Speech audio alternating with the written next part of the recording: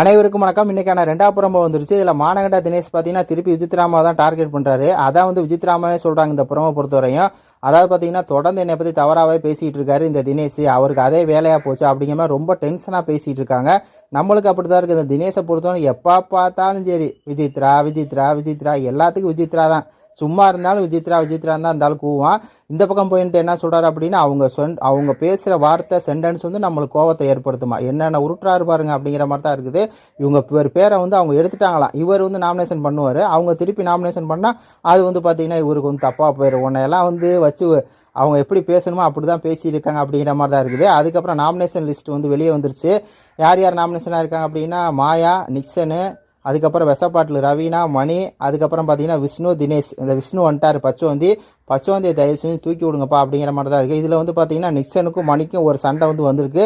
வாடா வாடா நிக்சா அப்படிங்கிற மாதிரி தான் இருக்குது. ஏன்னா மணியை வச்சு செஞ்சு ஒன்று ஒரு பச்சோந்தி, ஒரு கவர்டு அவன் மணி. அவருக்கெல்லாம் வந்து பேச தகுதியே இல்லை.